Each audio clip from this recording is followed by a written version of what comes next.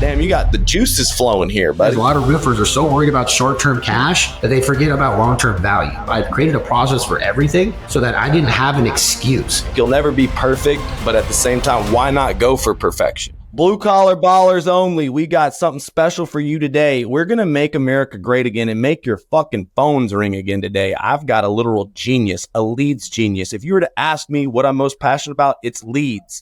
It's like literally my favorite thing to talk about. And we're going to talk about more than that. We're going to be talking about, coming back from rock bottom. This guy is somebody that you would never expect to be a blue collar multi-millionaire, extreme success story and mogul, like on that rapid speed, like literally in a 6-year span, was able to build a $65 million business, exit the business for millions of dollars. And now he's giving away the goods. He's giving away game on the internet. Guys, you got to follow my guy, Victor Rancour. You got to follow the Profit Rocket movement. He puts on events that are like literally the top of the line events. So pumped about the event coming up in May. He's got me speaking. There's a whole headline of speakers. Who you got coming out to that event, Victor? Shit, I don't know who do I not have coming out, but I got bro. Got Tommy Mello, we got Lance Bachman, we got Sam Taggart, we got Rick Ross is going to be there performing, and there's a whole plethora of lineup. So my big thing, Lee, is put people that have actually done shit on the stage, and I got some people that have ran 50 million, 100 million, 200 million, 500. They're currently running $500 million businesses that are going to be on stage telling you not only how they did it, but how you can do it and things you could put in place. And, a lot of these events you go to and you throw events, right? It's like, dude, they bring up these speakers. You might know their name, but it's just a bunch of rah-rah bullshit. And when you come to me, like, I put this event on for one reason, is impact your business, impact your life. And that's kind of what we've done. So, I'm excited, man. I'm excited to have you. Obviously, like, we're getting really heavy into the roofing side and all that stuff. And I know me and you had some conversations. You'll love our real roofing sales community. I want you to be a part of my door-to-door church. We have 3 calls a week. And this is in the past something that others have paid $60,000 for. And for my YouTube followers, I'm giving away an insane deal. 98% off. You're also going to get access to my entire library of training. My life's work has been teaching people how to sell roofs, make more money, make $1 million in roofing. You don't need startup capital. You don't need to be a business owner. You need to learn how to sell bigger roofs. Sell retail roofs, and I'll show you exactly how to do it. We have a retail sales training call, an insurance and door-to-door call, and we'll teach you everything you need to know about getting into commercial sales. That's how you make $1 million in roofing. You hang around winners, and I want to invite you to hang around the top performers in the roofing industry. 3 times a week, we're live on Zoom. We're motivating each other every day in WhatsApp, and we're going to give you an app that you can compete against the nation's top performers and win prizes like Rolex watches. Click the link in the comments to be a part of the disruptive movement that me and Brad Lee are releasing on roofing. Real roofing is a movement. You are not like us. We're hardcore door to door, and we're raising the status for the blue collar entrepreneur. Click the link in the comments if you want to be a part of the movement. Because the roofers are realizing that we actually are really spoiled. We take a lot for granted. And we have a lot of backwards, archaic systems. And also, we don't sell as good as we think we are. We think we are such good salesmen. But, whenever I hear about you and your markup and your margin and your approach and, the whole, I think, the roofing industry has got a lot to learn from HVAC, and it's vice versa. So don't think I'm wrong. So, I just got back from, door-to-door con, and my whole business has always been, we market, we spend a shit ton of marketing on leads, we get the leads, we close the leads, right? And I'm like, dude, you guys are fucking knocking on doors every day and getting people that were not in the market. You're flipping and putting them on the market. And that's something that's really, really interested me. So like, I follow your stuff and I'm like, man, like, how can I implement that stuff? And I think, Lee, the main thing is success leaves clues, right? And no matter what the fuck we're looking at, right? It's all R&D, rob and duplicate, figure out what the fuck that guy did, figure out how you can implement it in your business. So like, let me tell you let me give you the gold nugget for door-to-door and AC work. Okay. This is the one way I've seen people like knock it out of the fucking park. And it's just like walk up to somebody in the middle of summer that is busted and crusted with their AC in their house.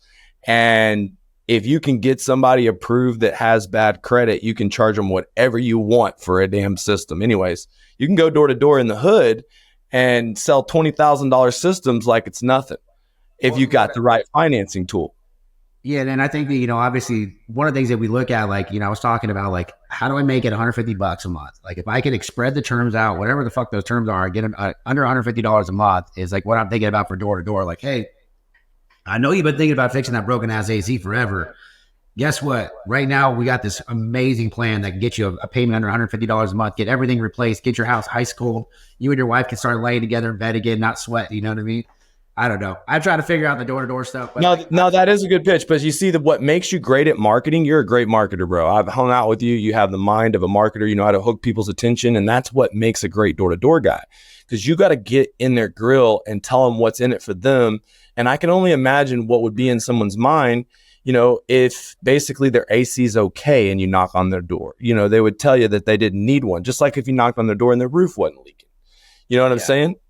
But what I like about your business has to do with more service. I'm trying to add more service to my business so I can create kind of long-term customers, customer for life, reoccurring revenue. Can you talk to me about implementing service agreements? One of the biggest focus things I got, and one of the things I think the roofing industry really could learn. How much was that important to your profit, to your business?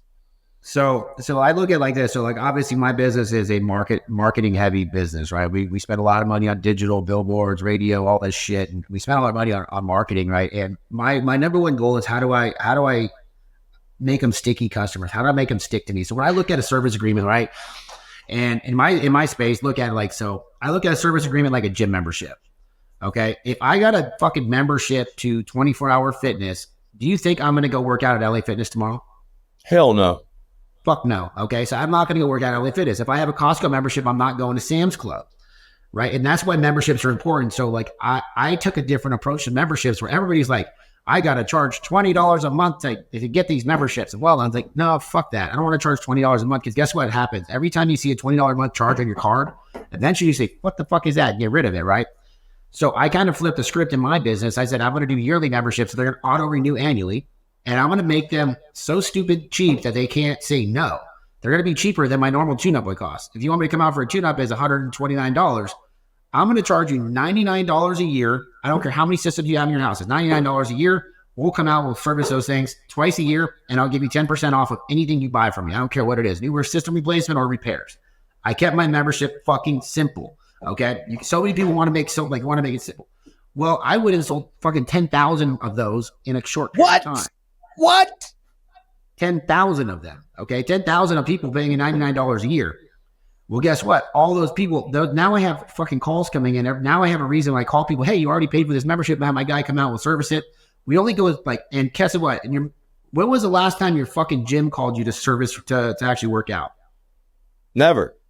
I don't call customers I don't want to go to. So they're on my membership, but you have to call me to use it unless I want to go to you, right? Like, so I'm only going to go to the 10-plus-year-old systems I want to go to, but the other ones are still on my membership. But then when I go add a new service, I want to go add a new trade line. I want to go, hey, by the way, we're doing roofing now. By the way, we're doing fucking plumbing, electrical. Or solar. I mean, solar is a big deal because the energy from the AC plays so much into it. And a solar guy could really, like, if they had a good AC company in California, they could just roll the AC into the solar loan almost. It's you can go any way. And I know we've been talking a lot about the solar, how we can roll it into the same plan and all that stuff and the write-offs and all that cool shit. But, like, I had 39,000 customers in my database, right? And, 10,000 of them were paying me $99 a month. But, like, when I go buy a new business, the first thing that I do, because most people don't implement memberships, I take my software, my SaaS, my texting software, and I say, hey, give me your database. I bought a business in Vegas, and I said, hey, first thing we're going to do is we're going to put memberships in place. So I just took the entire database and said, hey, by the way, we're running this crazy, amazing thing. You get 2 tune-ups a year. You get 10% off discounts on everything. It's only $99 if you sign up for this membership. It's a limited time only. Guess how many memberships we sold day one? How many? 2,000. God damn, I'm about to get me a goddamn free roof cleaning shit. I'm going to put the damn price of how much it costs to clean a roof here in Florida, and I'm going to take a loss and get me a loss leader going. God damn, you got the juices flowing here, buddy. Dude, you got the loss leaders going. So then all of a sudden now I had 10,000 people that are on my gym membership. They're not going to go work out anywhere else. So when there's something wrong, they're going to call me, right? And they're going to be happy about it. Yeah, I got a 10% discount off of this guy. Why the fuck would I go anywhere else? And so this is kind of the business model that we went into, and that's what really worked for us. And then for us, like, it's most of our business was built off of service. How do we create a process where customers fucking like us and they want us back in their house, right? And I always say it's like the Trojan horse, right? My technicians are the Trojan horse. They go in, they're fucking, oh, well, he's so nice, he's great. And then the Trojan horse is in there. Once he's in there, he's going to uncover the issues, right? And keep in mind, I don't like lying, stealing, or cheating. And I know you just partnered with Zero as well. I'm implementing Zero in all my locations because I want to make sure my guys are not bullshitting because I believe in long-term success. Right. Everybody's like a lot of what I found is a lot of roofers are so worried about short-term cash that they forget about long-term value. And when you forget about long-term value, you don't do the right thing for the customer. You burn them. You try to take every dollar you can right away. And I guess roofing's a little bit different because a lot of times you make one purchase, you don't see it again. Right. Well, the thing is that it's not true exactly. You can repair roofs. There's a big consistent business in repair. It's that I always go to sell a replacement or that we always look for damage versus repair. And repair provides cash flow and future business models. So for me, switching to retail means that I got to learn from this business. And there's this big thing that I'm trying to implement called lifetime roof assurance. See, the insurance companies, they require that you replace your roof over a long period of time. But if I basically assure people's roofs, clean their roofs and go out there and give them basically like VIP service, the idea that a roof needs to be maintained, if a roof doesn't leak, it doesn't truly need to be maintained. But the idea is that if you could clean it, if you could maintain it and you could do it for dirt cheap, then, like you said, whether you charge for a roof, it might be, I don't know, $250 to $500 a year. But essentially, that roof cleaning that you're good for every 1 or 2 years. I mean, I don't know. I got to work out the details, but it's something that for private equity, I'm rolling up companies and I'm looking to take my first big bite of the apple. My company organically does 60 million, but we've got 3 roll ups and together we're going to do about 100 million this year. And the first thing Adam Coffey, this guy I got on the board, says is like, where's the reoccurring revenue component? And that's what makes HVAC companies so valuable. And so you sold your company to private equity. And so what are the kind of, 3 big tips that you give to people in this space? As far as, so obviously financials, make sure your financials are clean. So I believe in having a business that I don't care if you plan on selling now or later. If someone came in today, would they be able to buy your business and have clean books? And if the answer is no, fix it. Because that's the first thing they're going to look for, right? Because they're going to find your bullshit. They're going to find what you're hiding. Like I did day one. I kept everything above books. Wasn't writing off crazy bullshit. Like I wanted to prove my income. I wanted to do things the right way because I knew that I was setting it up for sale. Okay. So you have to make a decision. Like, one thing is like people like they wait until all of a sudden like it's a fucking fire sale, right? And I'm going to sell my business today, right? Like, no, like you got to have a plan in place, 3, 4, 5 years, whatever the plan is, put a plan in place and say, hey, fucking March 2027, I'm going to sell this business. And these are things I'm going to put in place. You got to have the financial controls in place. Make sure that you're not the main driver of your business. So if you're the main driver of the profit or the revenue of your business, they're going to make you roll a fuck ton of equity back. They'll give you 30 million for it, but you got to roll 20 million of it. Right. So you only get the cash out the 10, and then you got to go earn the rest. And guess what? Private equity is the most sophisticated fucking people on the planet. They will eat their fucking babies for 1% extra money. Okay. And they know how to fuck you, and they will fuck you. So I did that. And when I exited my business, I said, I want all my money at once. I'm not fucking doing your earn out shit because I'm not doing that. I'm not going to get fucked. Okay. So you can someone's like, I sold my business for $80 million, but he really got this much because he got fucked on the back end. So Make sure you have the financial controls in place, right? Make sure that you're not the main driver of your business, and then figure out your MRR. Your MRR, monthly recurring revenue, is going to be very important. And it might be yearly, it might be YRR, right? Yearly recurring revenue. It could be whatever it is, but however much money you have coming every month, you got to make sure that that's on point. Because those are things they're buying. They're buying predictability and scalability, right? Also, be smart. Don't build a business in a tiny fucking market, okay? Like if you're in a tiny market, just fucking move. Pack your shit up and move if you want to be successful. Because if I'm private equity and I'm going in to buy your business and I got a business in fucking some random little fucking market where it's like 100,000 people, or there's one where millions of people, which one do you think I would pay more? Even if the businesses are exactly the same, which one has a higher market cap, right? I want to build a business where it has the highest market cap. And I want to build, like what I'm doing is called a private equity starter kit now. So I don't want to build a $200 million business. I don't. I want to build it in like the 40 to 60 million range. and let them do the rest, right? So what I'm doing right now is I'm doing roll-ups and I'm doing a starter kit. So I'm going to build it. I'm going to piece these business together, make sure that if you do have multiple locations or on the same software, they operate the same financial, same structure, everything has to be the same for private equity to even consider them the same business. Does that make sense? You can't have a business.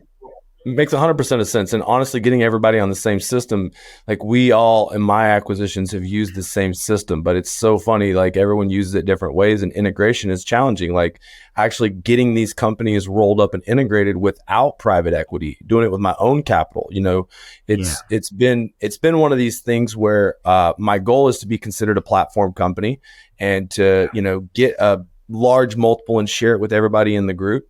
And, you're trying to get as many of them to 40 and 60 million, but you're trying to go after the same type of thing, right? Yeah, correct. And you want to make sure, so like, my business in Vegas and Utah and California, all the businesses that I have, we try to run them off the same set of principles, right? The same KPIs, same software. We try to put everything in place where it's like, hey, no, these are all the same businesses. They all run under the same umbrella. That's going to be a more valuable roll up.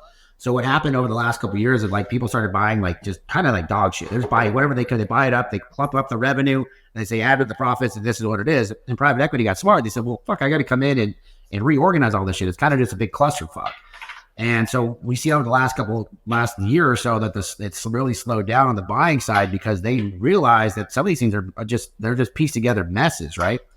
So like if I'm going to go, like we have a large brand in Arizona that's about 70 something million there.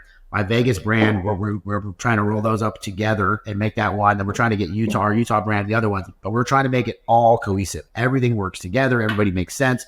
Everybody's on the same page. You got to put management structure in place. So like if I'm a private equity group, I'm not buying a job. I need to buy a business.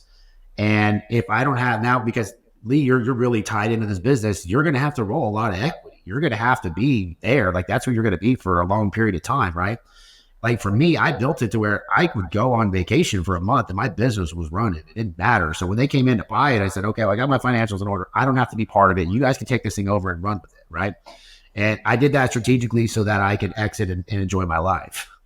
Hell yeah, bro. And I think mainly people would hear all this stuff, all this advanced speak and think, God damn, this guy's 20 years in the game. He comes from business background in college and he was trained by the best people. And, we missed your story, but like, tell them a little bit about where you come from and give them sort of the quick version of how you got here.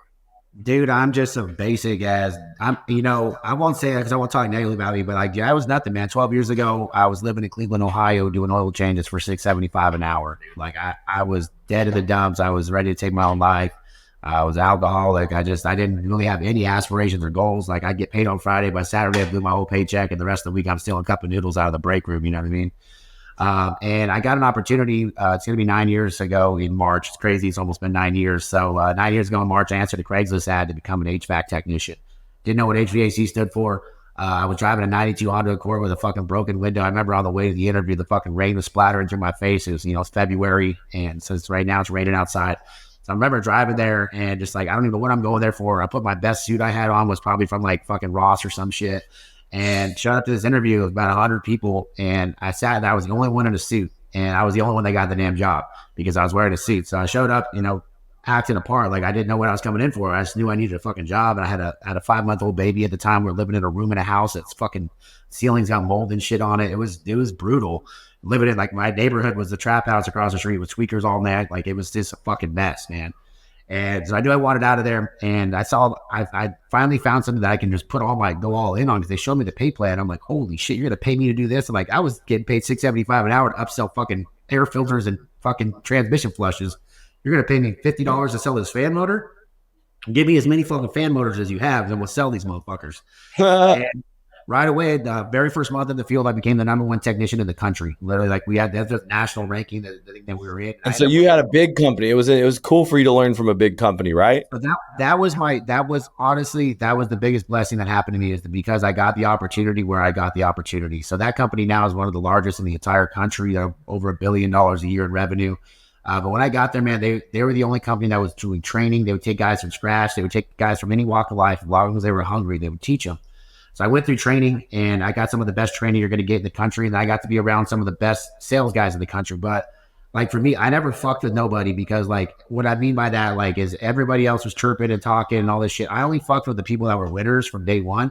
Like I set my goals, like my fucking target wasn't like, hey, I want to beat all the new guys. No, I want to fuck up who's ever number one. And I fucked up number one the very first month. The people were like, oh, you got lucky. Who the fuck is it? I'm like, I don't do nothing but work, bitch. Like I come to work. When I go home, I fucking study. I sit in front of my mirror. I talk to my dog. I talk to my daughter. I practice. I role play. I don't give a fuck what it is. I watch every YouTube video. I was addicted, man. And I got addicted for years of becoming best in sales and communication. And how do I get people to do things that I want? How do I change my tonality? How do I talk to them? How do I know cultures? I started learning cultures. So I went into a house. I didn't want to go. I'm not going to go talk to a fucking Indian dude the same way as I talk to a white dude. I'm not going to go to an Asian's house with my fucking shoes on. Like I have to learn these cultures and how they operate. So I really got really deep into that. And then I got addicted to becoming the best sales guy. So I ended up winning the number one sales guy in the country within like a year. I got into the sales side of it. And you got to understand, like, we don't have weather here. And I was like, we go into these like $79 tune-ups or sometimes $49 tune-ups. And I turned them into $35,000. And it was a 3-hour process, but like I got good at it. I got professional at it. And I put a process in place and I became meticulous and relentless. Like I fell in my process day in and day out. I didn't give a fuck who you were. I don't care if it was a rental property. The fucking homeowner wasn't there. I created a process for everything so that I didn't have an excuse. So like at one point, like no one's like, I don't want the Indian calls. I'm like, I'm the fucking Indian whisperer, that bitch. So give me those calls. I'll sell those fuckers too. I don't care who it is. You got to learn how to sell them. And that's what I did. 2018, I said, you know what? I'm tired of making other people rich. Had an entrepreneurial seizure and I started my business. I mean, I started with, keep in mind, I was a sales guy. I had a family, expensive house. I'm driving an AMG Mercedes. Like I had big ass bills. So like I didn't save a bunch of cash because we like to blow money. And I didn't save a bunch of cash. So I started my business with very little cash. I never ran a business, didn't know anything about a business. I didn't know how to start an LLC. I didn't know where to get trucks. I didn't know how to do anything. But I didn't know how to sell air conditioning. And so I started my business 2018, I came up with the idea, like 5 days later, quit my job and went all in on that. And like I said, the rest is kind of history. But along the way, the one thing that I did really well is really build my own personal brand. So since day one, like I started using social media to grow my business. And I was doing Facebook Lives 5 years ago, and they pop up in my story, in my history or whatever. And I'm like, hi, this is Victor with Absolute Airflow. I'm in an attic right now. Check this out.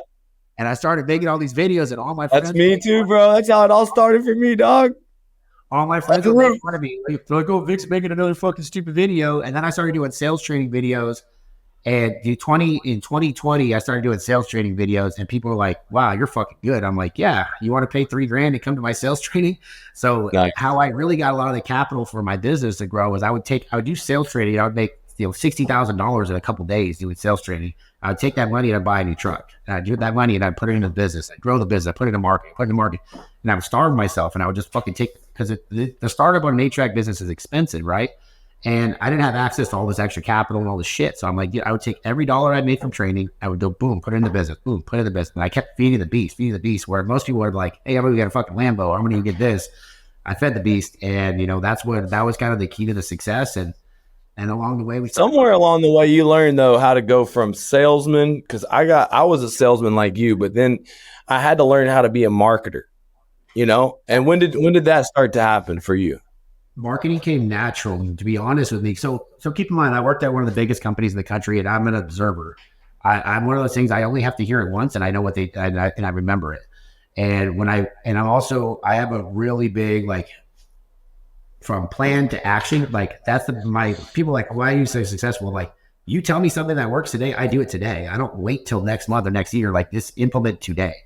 And I was really good at when I was at that business is watching things that adds up flows in the marketing. And I'm like, that marketing sucks. Hey, that really worked. Hey, that really worked. Cool. And, I got really good at implementing. One of the biggest things that I did that took off my business. So I was about 6 months into business, dude. I didn't have that much money. It was March 2019. I said, I want to get on the radio. Okay. So I go create my first radio ad. And if anybody's ever done radio marketing, you're like, okay, I gotta hire some call center reps. I'm gonna get these calls. We're gonna start fucking coming in, baby. Radio, baby. We're gonna make some money. So I hired staffed up, put this fucking radio ad out, and got excited. I'm hearing myself on the radio, and then nothing. Crickets. Fucking nobody called. And I just threw I wouldn't have that much cash in that. And I threw my whole wad of cash in this fucking thing. Nothing happens. I called the lady, hey, you fucking bitch, this fucking radio's the phone are ringing. You told me this shit was going to work. She's like, it takes time. She's like, why don't you come in and record a new ad? And so I said, okay, well, I'm going to go, I'll come in. So it was in the morning. I was getting ready. And my daughter, actually, I think I got the photo right here. Got the photo right here. This is her at the radio station. She's 4 years old. This is the radio ad. So I was on the way to the fucking station, and my daughter goes around the house going, absolute airflow, absolute airflow. I said, you're And so she came with me to the radio station that morning. I wrote the radio ad myself in the station with her, and her little voice is what changed the business. So people start everywhere in Southern California. If you say absolute airflow, they start singing the jingle, absolute airflow, call my daddy for service you can trust. Did she sound like? Oh my gosh, are you kidding me? I swear, 4 years old. She's my baby. Dude, that's awesome, bro. I mean, that's the definition of the sympathy close, bro. I was that kid. It really worked, man. And she was the key to my success. She's on like billboards and stuff like that. And that really changed the trajectory of everything, because everybody all of a sudden started sticking, right? And then, dude, like my kid, like there's videos like my guys, my technicians and customers, like roll the window down. They start singing the jingle, kids singing it all over. So that kind of started putting us on the map and kind of getting us where we wanted to go. And then from there, I really understood social media marketing. Well, what's funny is that you talk about personal brand, and some people would say that putting their kids out there publicly would be, not only do they not want to put themselves out there, but putting their kids out there, like on a billboard, that would be why do you think contractors get so much in their head about this? Dude, contractors only put their fucking business on their Facebook profile. Right. I'm like, dude, like people don't know what you do. People need to know what you do. And I think, obviously, and I get it, right? Putting your kids out there. And I think I've changed a lot on that now. And we talk a little bit more about, like, I don't know if I would do it again now. But it really worked out for us. And keep in mind, like, it's one of those things like, okay, I can tell my daughter 20 years from now that you changed my life and you were a big part of it, and your family, she became a big part of the business. You know what I mean? And I think it's kind of cool. Like, I think she really. No, it's really cool. I'm my daughter's 14. I've been trying to get her to come in for my studio to ask her questions, to do lessons. Success leaves clues. Grant has been doing a lot of content with his daughter Sabrina, and I know the video guys, and they're always like, that content goes the furthest. And people kind of see this side of you that you put out there when it's all sales. But whenever you show the personal side of you, the family side of you, it drops a lot of people's guard a little bit. Yeah, and like I said, it's natural, right? Like, people want to feel. So when you're talking about social media, people want to feel involved with your life, right? Like the reels are supposed to tell about what you do and business and all that stuff, and then your stories are supposed to be like the journey of your life. Like, people want to follow along, right? So like for me, people followed along my story. They knew what I did, and like the reason they liked it is because they felt like they were part of something. Like, people were like, yeah, I know this guy. He's doing all this crazy stuff on HVAC. Some of them didn't know me, but they would refer me because they got excited about knowing someone that did HVAC. And I became probably the first HVAC influencer. Like, I don't know anybody else that was like been an influencer in HVAC. So then obviously success leaves clues, and now there's other guys that are kind of trying to do the similar stuff. But I think for me, it was always like, I didn't know how to compete with the big guys. I didn't know how to compete with the big companies. I didn't have the bankroll, right? I didn't have private equity backing me. I didn't have all this extra cash. How do you compete with the big guys? And you have to go guerrilla, right? Like, dude, like one of my first marketing things that I did was, my buddy owned a pizza shop. And keep in mind, my first 3 months of my business, we operated out of this parking lot. Like, we didn't have a shop. We had a fucking box truck and two other shitty vans. And we worked out of his parking lot everywhere. That's where we met every day. One of the things that I'll tell the new entrepreneurs, right? Like, you start a business, get the fuck out of your house. Do not work out of your house. Find somewhere to go every fucking day. Like, I had to be at that fucking pizza shop every day at 6 a.m. Fucking rain or shine. We went there every day because I had to get going. I had to get motivated. If you sit at your house and wait around all day, you're like, oh, watching TV and this. All of a sudden it's 11 o'clock. You wasted your whole fucking day. So find somewhere to get the fuck out of your house. But we had the pizza shop, and I'm like, okay, well, I want local people, right, to do business with me. So what I'm going to do is I'm going to I said, hey, I'll pay you $500 a month, and I want to put flyers on every single pizza. And it would be, hey, you bought a pizza, you get a free tune-up. And so they call the pizza box leads, right? And we started getting pizza box leads all the time. These are all those leads are probably fire, right? Those leads had a high closing rate. Well, because the owner's best friends, best friends of the pizza shop owner, and everybody knows the pizza shop owner because he's the local dude, and everybody's like, they kind of tied it all together. They're like, oh, cool. So that became our best leads, the pizza box leads, because we had relationship with that, right? And we'd have pizza night, stuff like that. We do these things there to like bring the community together. But the cool thing was like there's a tiny radius, right? We service a tiny radius, it's more profitable. You don't have to travel as far and all that stuff. So that was one of our guerrilla marketing things that we did in the beginning. One of the things that if you guys have any kind of business right now, the number one lead source for you, if you're smart, it should be your Facebook community groups. So one thing that I teach my companies or my clients when we go in, and I'll give you this free game, right? So I go to the Facebook community groups. A lot of guys, what they do is like, here's an ad for this, or here, buy my tune-up, or here, I'm gonna have a free inspection. Every month we create a reel and we give them knowledge and facts about our business, what we do. And one of the things that I do for HVAC, for my HVAC company, is I say, hey, here's some knowledge about this. I'm like, hey, guess what? March is the best time to change your air filter. This is why, blah, blah, blah. By the way, if you don't know your filter size and don't feel like comfortable changing your filter, submit your information. We'll bring a free filter out to your house for you. And then once they submit their information, we call them and say, when they come out for the free filter, when was the last time you had a tune-up done? How old's the system? Perfect. Well, while we're out there, it's only $49. We'll do the tune-up as well, change your filter, and you'll be good to go. And all of a sudden, I started getting free leads all day from that. Every month, we post a video, every single month, in every Facebook community group. And what I did when I first started, I would take my employees that worked for me, I'd tell their wives, hey, post a video in your community group, because it's a different local ones all over the place. They'd get in all their local community groups, and they would post the videos, and every lead that they got, they'd get paid for it. I paid them $25 per lead. And that helped us start growing those communities, and we started getting ranked high in those communities. So when you get high in their community groups, when things go wrong, that's the first boom. All of a sudden, all these moms are like, dude, absolute. And dude, I'm telling you, like, that was one of our number one lead sources. Damn, bro. I mean, our guy, Ricky Southers, he works the community groups better than anyone else, but I personally have been dependent on the paid ads, and I miss that. And there's always layers to the game, and everybody can learn from everybody. And if it's like you're not doing one thing good enough, when you hear something like that, it's like, okay, who am I going to put in charge of that? What's the script? I need to get Victor's like little roadmap to taking over all the community groups. And the bottom line is like, I've done a lot of paid advertisement with video, and I've got a little framework for success for contractors on Facebook. But have you done paid advertisement on Facebook for AC? What's the good, bad, and the ugly about Facebook? Because a lot of times you're creating interest, you're creating, So there's two different types of leads, right? There's like a Google lead where hey, it's demand based, they need something now, right? And then Facebook, you're going fishing, right? And people are like, Facebook leads suck. No, it's a different type of customer. You're touching your little fucking box, and you understand it's a different person. This is a person that was scrolling for fucking cat videos, and now they see your Facebook ad, and they submitted it. I like Facebook customers because I know what type of person they are. They are a knee-jerk reaction person. They make quick decisions, dumb decisions sometimes, right? When I go to their house and try to sell them something, how do you think they're going to make their decisions? Yeah, great, like that. So what the problem is with Facebook is that people, they treat them the same as a Google lead, right? And they're like, oh, this person submitted their information. That means they're going to call me. They want a book. No, you have to be on it. It's speed to lead, right? Facebook is speed to lead. If you were to submit a lead when I had my company, you submitted a lead. By the time your fucking greasy little fingers push enter, someone was already on the phone calling, hey, what's going on? It's Victor with Absolute Airflow. I'm so glad you saw our advertisement today. What stood out about it to you, And it was quick. And we would pick up the leads when everybody else I can't get a hold of these Facebook people. You waited fucking 42 hours and you called them, you idiot. Hell yeah. I mean, what about after hours? What did you do after hours for the instant? I paid people.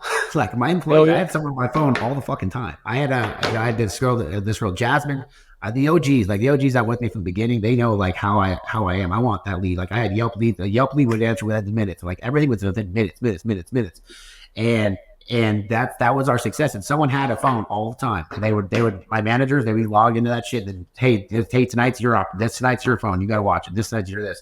Now What's funny is a lot of times they opt in, they're thinking about it. They know that if you come out there, they may be afraid that the serviceman might upsell them. So they're afraid to schedule the appointment. People don't understand the psychology of it. So they stop. And because they don't text or they don't answer 2 phone calls, that's somehow a bad lead. No. And so obviously I I run a marketing company, and I got obviously a software company that helps with this kind of stuff. But we found that it takes about 7 to 8 touches on average to get a customer. I saw a cool infographic. It basically was like, basically like 80% of the deals, right? 80% of the deals are made after the 7th touch.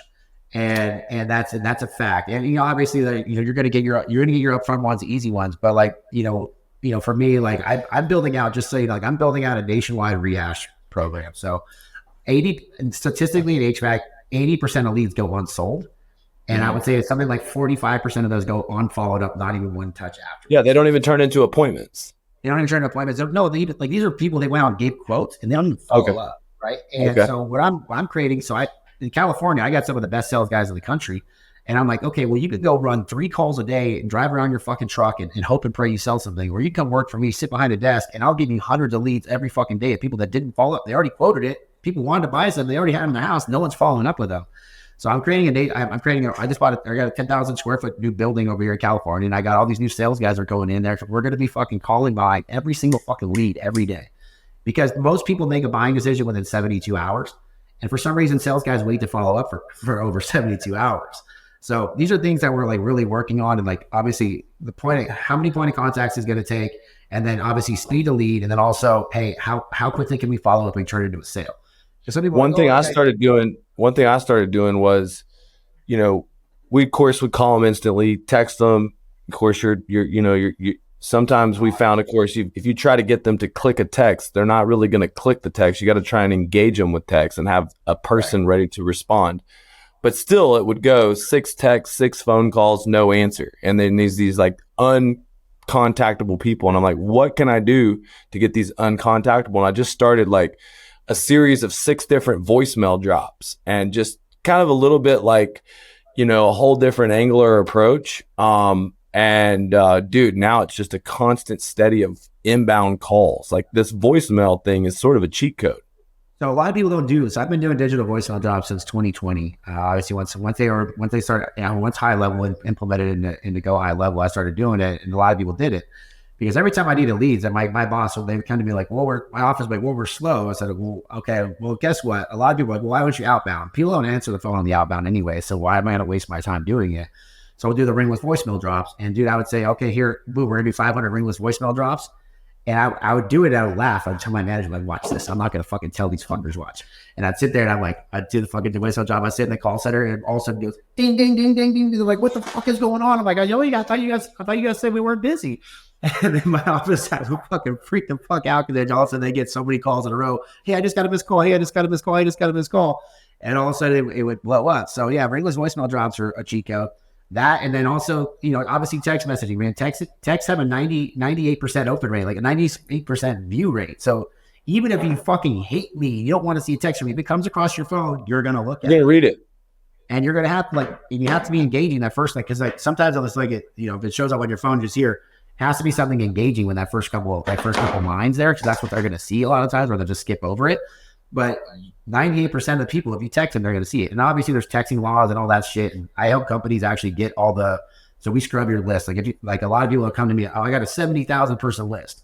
I have a software that will scrub that entire list, get out of all the dead people, all the wrong phone numbers, all the landlines, and then we'll scrub all the DNC, all that shit, and kind of scrub it really down to make sure you're not going after people that are going to try to fuck you.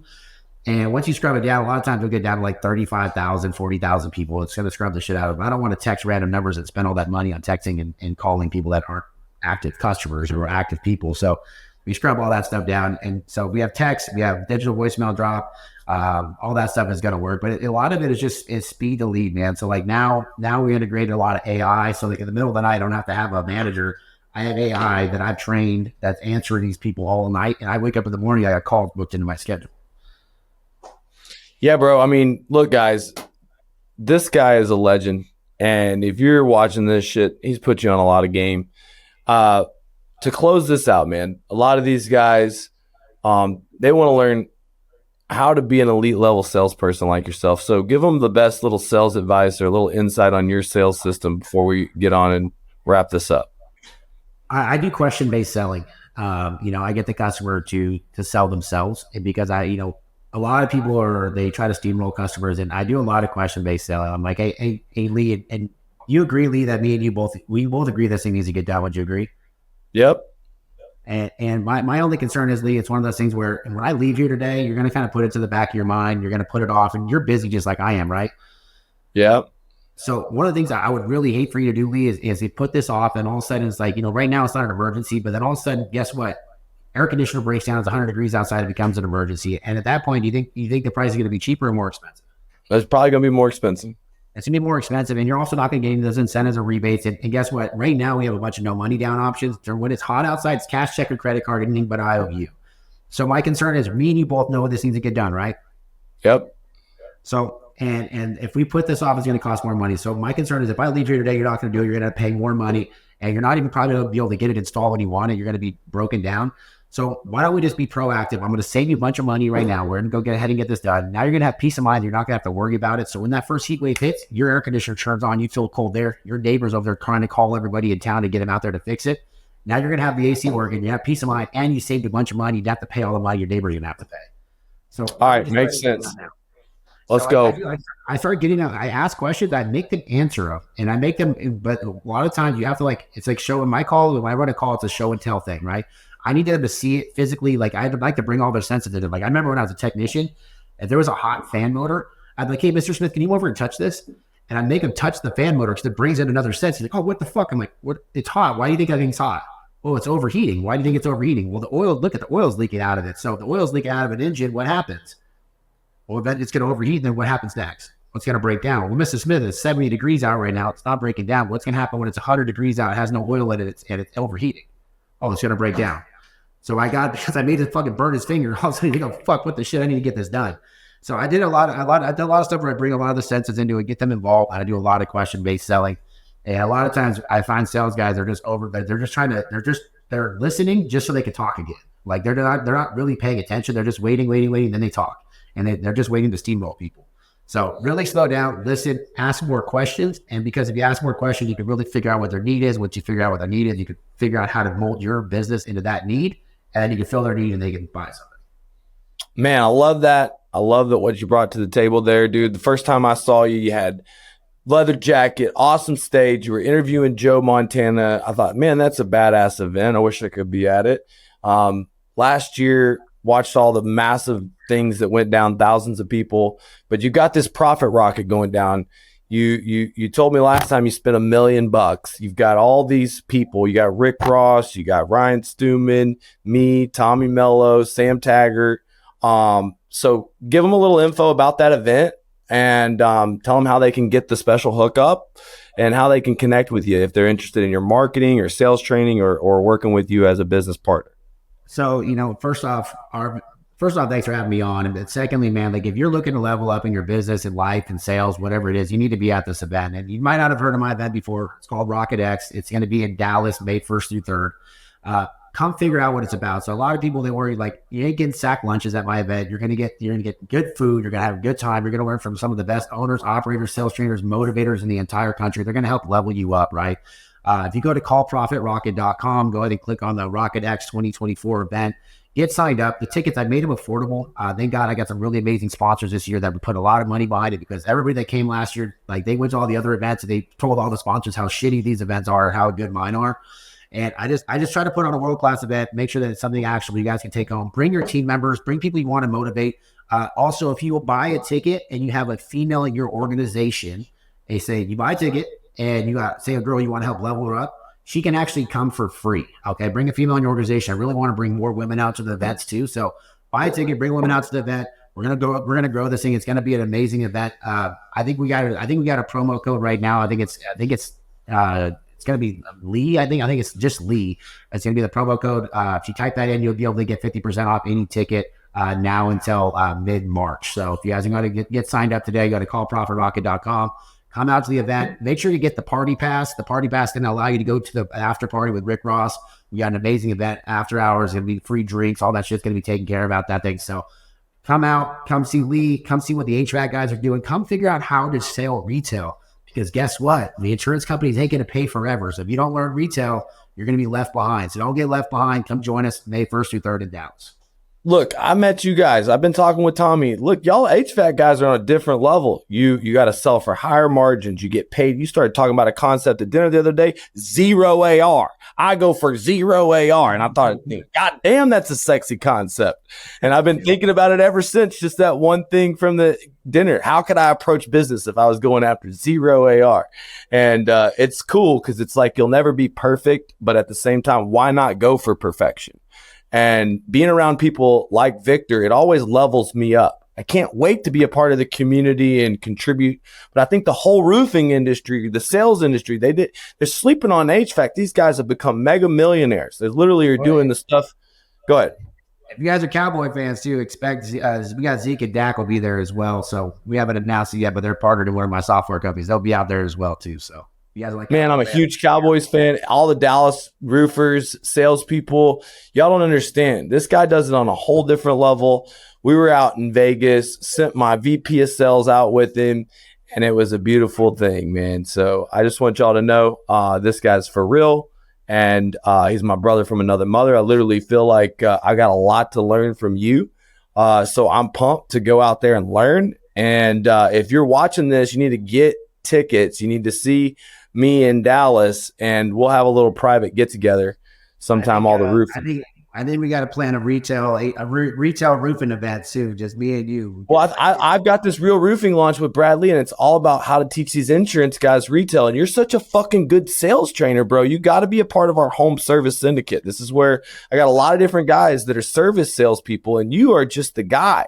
So I think that the collaborations with us are endless, and we're just getting started. I want to say shout out, dude, because Ciro actually sponsored the Blue Collar American Dream Conference, and I went ahead and signed up like 50 seats for my team, and that was just a big collaboration instantly off of, just your suggestion. And so I just can say, guys, y'all got to get with Victor. Come see us out in Dallas, and I honestly want to go and see what we can do, man. I'd like to have you out at my shop, have you pick apart our processes and see what we can do, create more content together. But I appreciate you, bro. I got the new podcast. My new podcast studio will be next month. I move in my new building and have you come out to California, come check out the office and see what we're doing. Because like I said, my main focus right now is RP1. Like I said, if you guys have lead, if you guys are trying to figure out a way to get more customers, hit me up. If you're trying to figure out how to sell more leads, I got the sales guys that will sell behind your guys. Don't leave any. I believe in not leaving any stone unturned. There's so much money left in that follow up. So you guys can hit me up for that as well. But Lee, man, it's been a pleasure. I'm sure we'll be in touch soon. I know I'm going to be out in Dallas next in a couple of weeks. I don't know where you're at, but let me know. Let's link up and let's make some money. Yeah, we'll talk about them salespeople too. We're trying to create this whole virtual roofing sales process. So your guys probably can do what we're trying to get done. We'll have to collaborate on that. Yes, all right, guys, comment below if you enjoyed this. Got any questions for Victor? He can answer it after the spot. Make sure that you put it in the comments. Don't be afraid to reach out. It's been an awesome little podcast, brother. We did it real this time, so I appreciate you, man. Hey, thanks for watching my YouTube channel. Look, subscribe, get notifications, because we're coming every week with door-to-door videos, interviewing successful blue-collar millionaires, finding out exactly what they did, going from living paycheck to paycheck to making that golden paycheck, baby. There's a gold rush in roofing, and we're showing what it's like, scaling our company to $1 billion, creating 100 multimillionaires along the way. Now, a lot of times we do silly things like roofer versus adjuster videos, door-to-door blitz videos where we get thrown off the front porch, but we do it for your viewing pleasure and to raise the status for the blue-collar entrepreneurs. So look, subscribe, tell your friends. That's the cost of admission. I want to help you sell your first million, scale to 10 million, and then maybe be a part of our $1 billion plan. Look, subscribe, get notifications so you don't miss anything that happens right here on this epic roofing and contracting growth channel.